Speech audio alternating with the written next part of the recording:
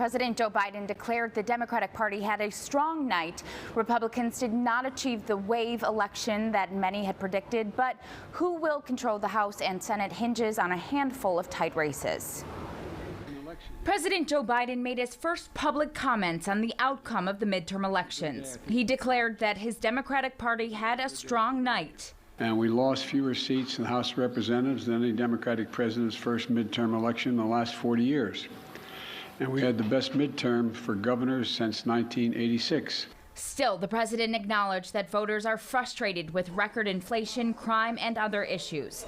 Control of Congress is still hanging in the balance. Republicans could seize control of the House, but a string of too early to call California races remain in play. Millions of votes were still uncounted there Wednesday.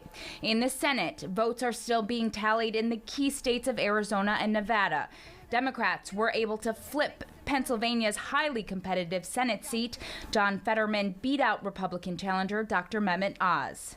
I never expected that we were going to turn these red counties blue, but we did what we needed to do, and we had that conversation across every one of those counties. It was a tight race in Wisconsin, but Senator Ron Johnson defeated Democrat Mandela Barnes, keeping a seat in GOP hands. Now, unfortunately, we didn't get over the finish line this time. But the Senate race in Georgia could become the deciding factor as incumbent Senator Raphael Warnock and Republican Herschel Walker head to a runoff election on December 6th.